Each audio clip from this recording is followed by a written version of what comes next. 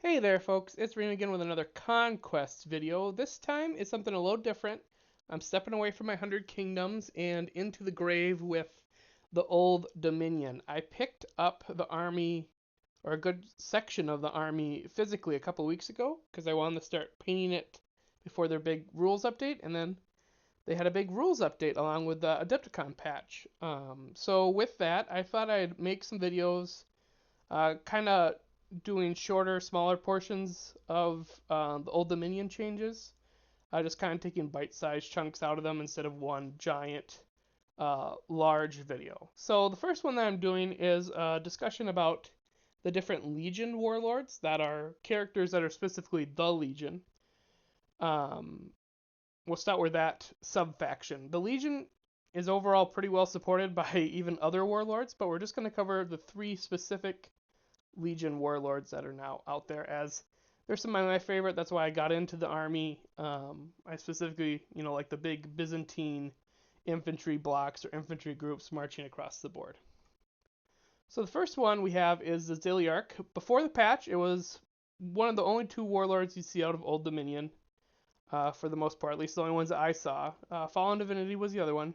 But the Ziliarch was super powerful with their ability for their warband to have two clashes, or essentially three actions. So they can march, charge, clash for good distance closing, or if you were already pretty well engaged and you had held on to your supremacy, you could clash, clash, and really, just devastate the enemy army on a particular turn. They've kept some of that, which I really like. Um, in the army here, or in his supremacy, he's giving Vanguard to Legion units, 2 to his mediums and 4 to his heavies. So once again, he's pushing that army forward, getting aggressive, taking board space.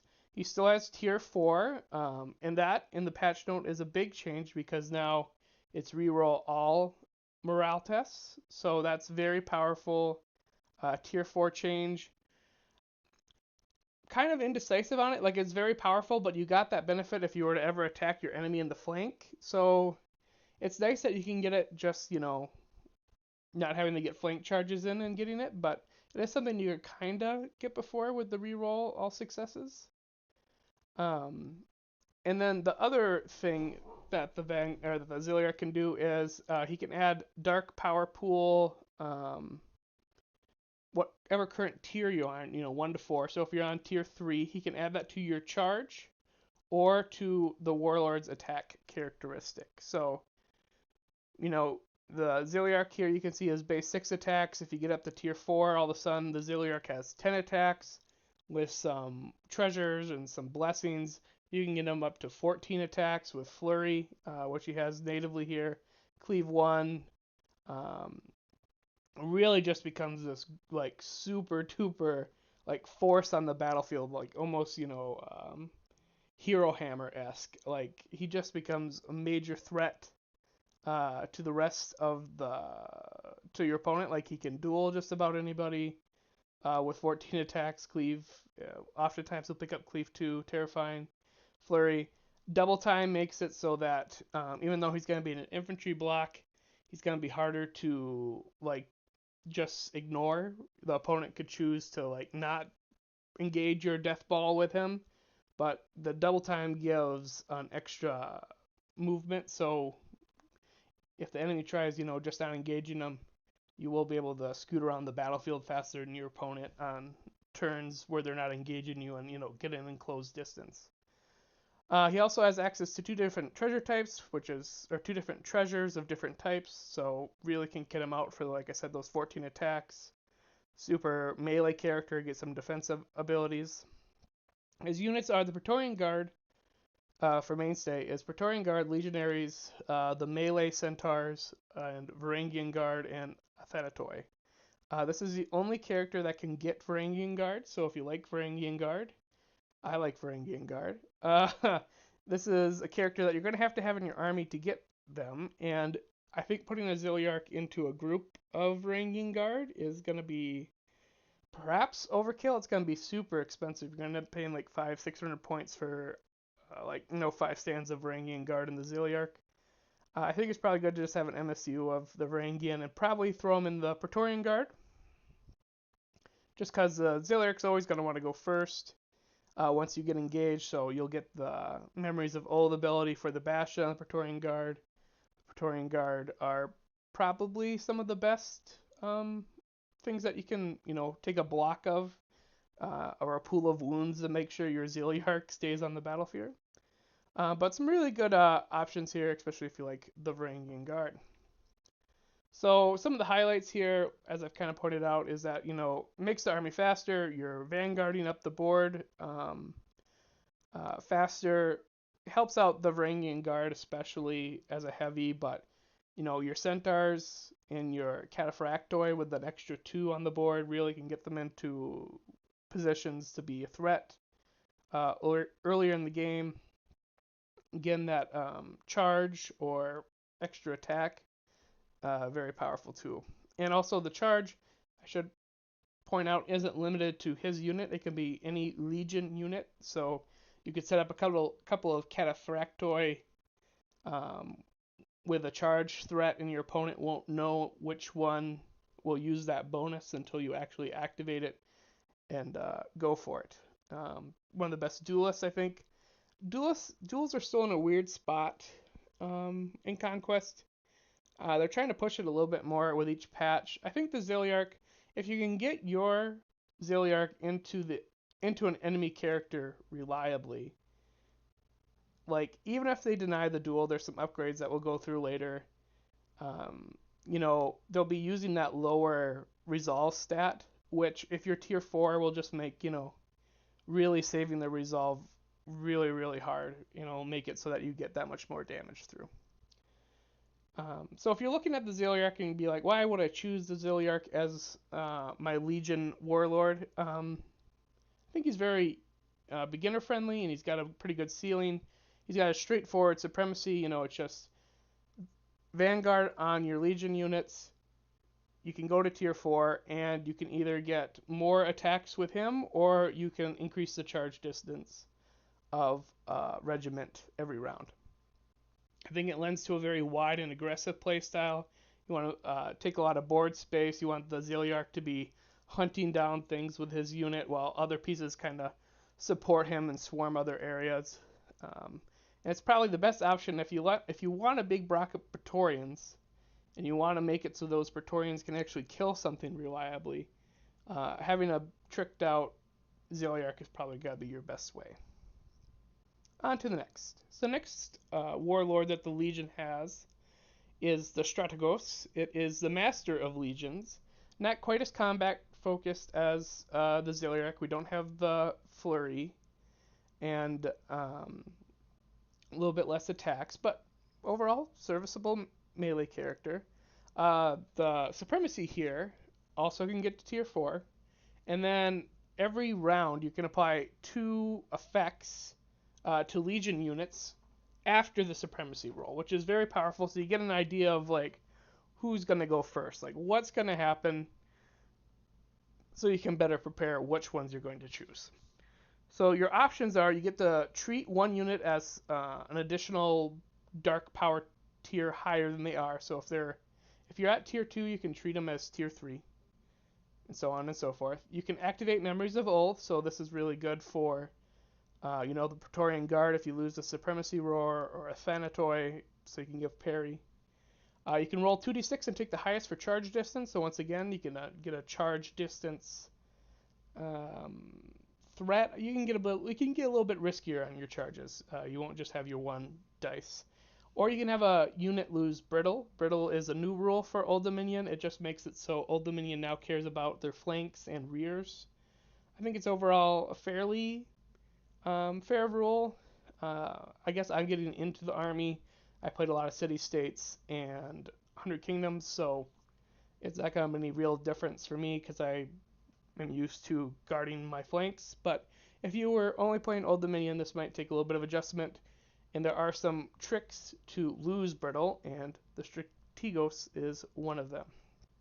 He also has forward force, so that's flank for his unit, so you can make sure that if you put him on a big block that you want in to score, um, you'll get that extra free unit on tier 2, which I think lends a lot to his playstyle. Uh, Also, 2 treasures and also Dark Blessing, so plenty of options to trick him out, make him, either more defensive, more of a duelist. I believe he's 15 points cheaper than the Zilliarch, so you got a little bit more budget to buy an upgrade if you want. Mainstay is Athenatoi, Legionnaires, and the Melee Centaurs. Also can get the Cataphractoi and the Praetorian Guard.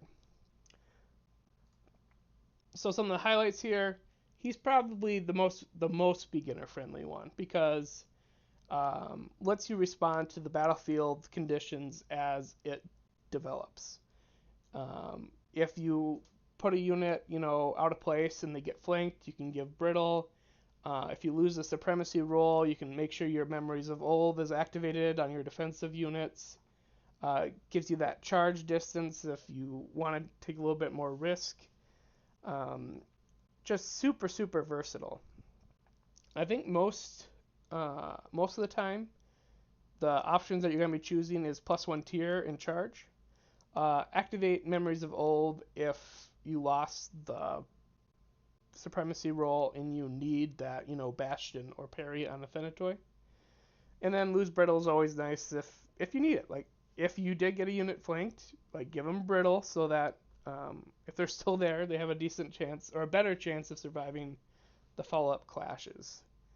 Also, like I said, can be upgraded to a decent fighter. Won't get as many attacks as the Zilliarch. I think there's a number of ways I was messing around with him. You can get him up to like 9 attacks and a bunch of like flurry and parry and stuff. You make him quite expensive at that point, but you can kind of make him a little bit of a hammer inside of a unit if you want. So why would you choose the Strategos Warlord, I think? I think it's just because you love the versatility or you love the adaptability. You like to respond to what's happening on the battlefield. His effects are generally always going to have a place. You're not going to have like a dud turn. And I kind of put it here as the last point here. There is, I won't say it's a problem, but something that as a player getting into the Old Dominion, um, you almost feel obligated to take the 2 casters to be like a battery for your dark power.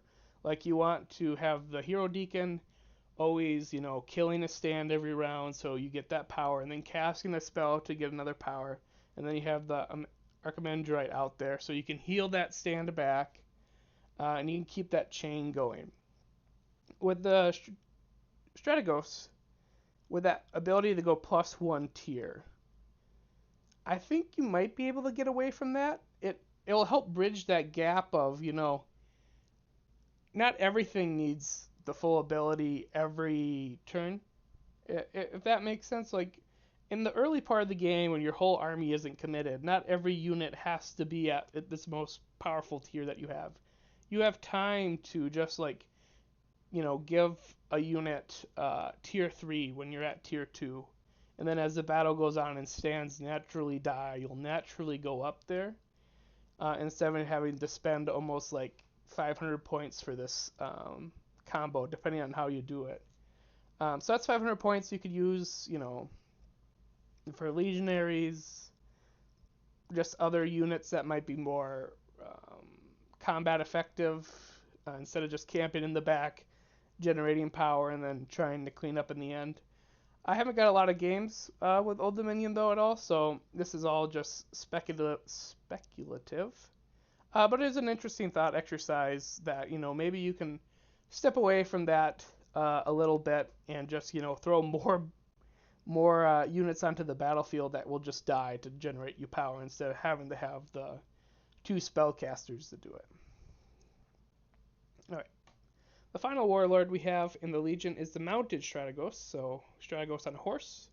Also can get to tier 4, and his secondary part of his ability is he can convert a number of misses to hits on clashes and charges, 1 regiment per turn, and you have to declare it before the roll. So you're going to get 1 plus your dark power tier. So potentially up to 5 misses you could turn to hits at tier 4. And then once per game, when you're using that ability, you're treated as tier 4, which will make it so that you're inspired and so that your opponent will have to re-roll their morale tests. It's very, very, very aggressive tool here that I think can be used to really punish an opponent early. Just get that extra hits from Cataphractoi and stuff of that nature. Continuing on with his stats, though, he's a decent attacker as well with 6 attacks on 3s, but he's also got Brutal Impact, 2 impacts, or Brutal Impact 2, 2 impacts, Shield, Animate Vessel, and Terrifying 1. Also can take 2 treasures, also can take Dark Blessing. Units are the Athenatoi Legionaries, the Melee Centaurs, and the Cataphractoi. The only character here that has Cataphractoi as a mainstay, and then the restricted of Praetorian Guard.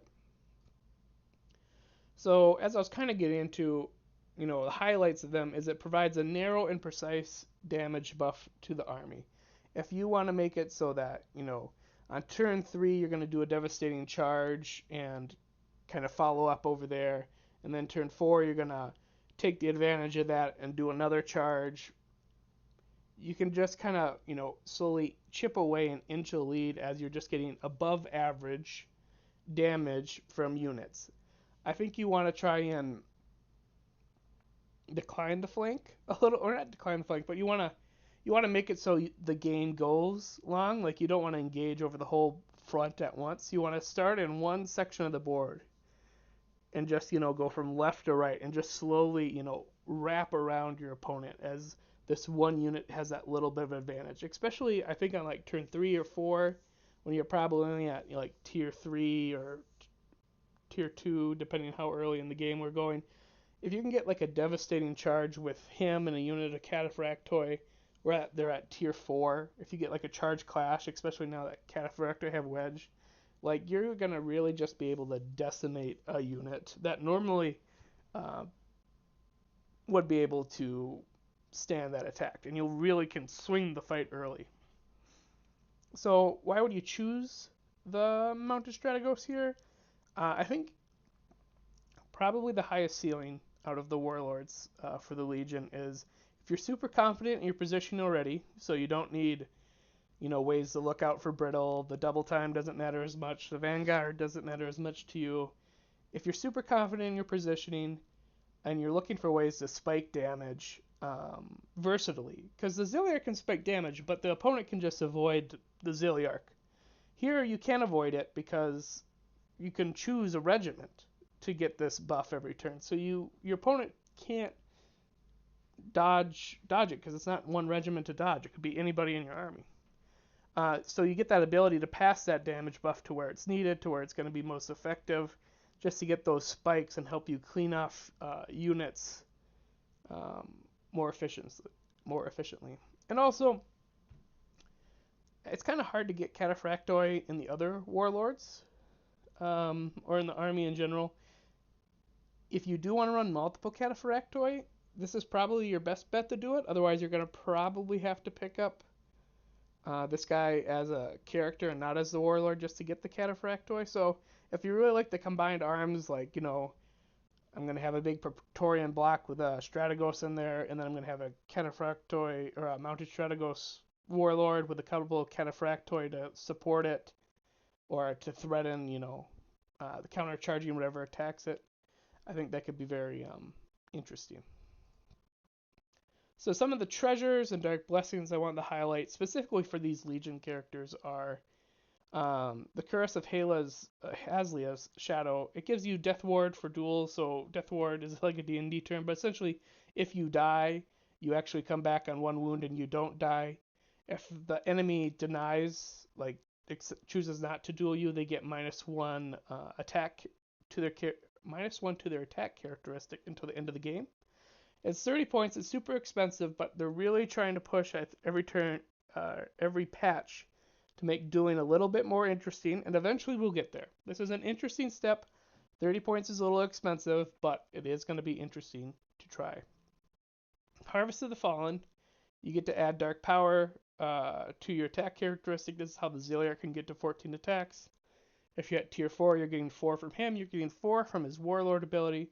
You're at 14 attacks with Flurry, and you can get a bunch of Cleave and other things. It's going to be super interesting. 30 points, though, so another big investment.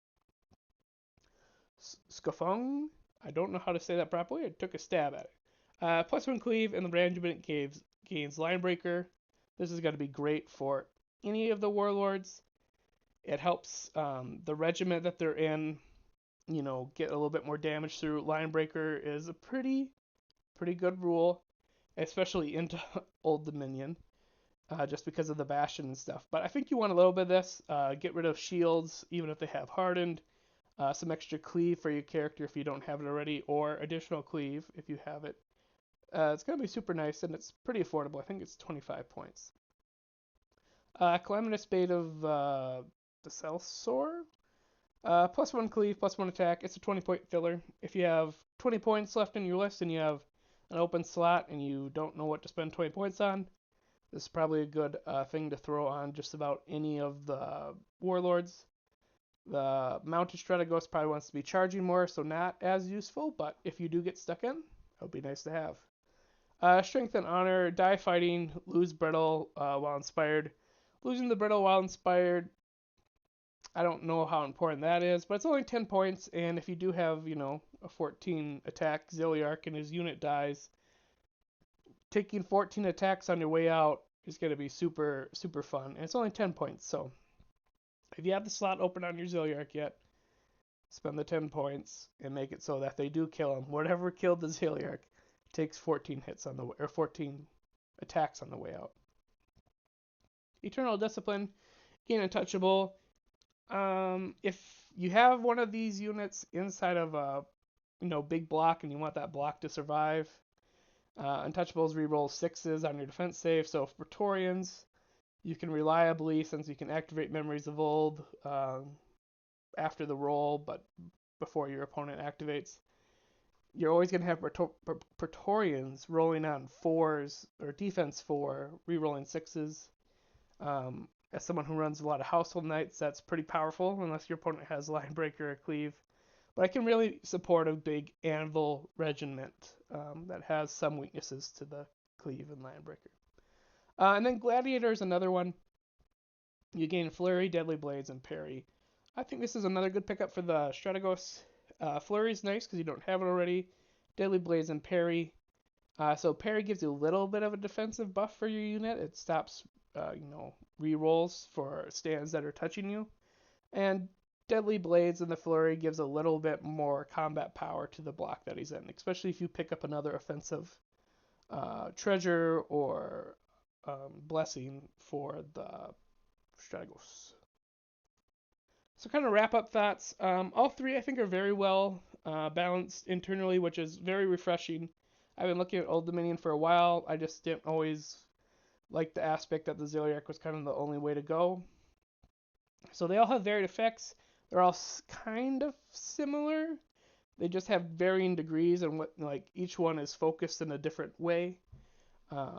So I think they're all going to be really interesting to use, and I honestly want to try all three of them in different lists. And honestly, there's probably some lists you can build that have like a Zilliarch and a Strategos, or two of the characters, and you can just be like, okay, I want to try it as the Strategos as the warrior, I want to try it as the Zilliarch as the warlord, I want to try the Mounted Strategos as the warlord, while keeping the rest of the army list pretty similar. So I'm looking forward to trying a lot of that different stuff. I'll say that the Strategos is probably the most beginner friendly of the three, just because he's so versatile. He can stopgap, kind of fix problems or adjust to the situation as needed.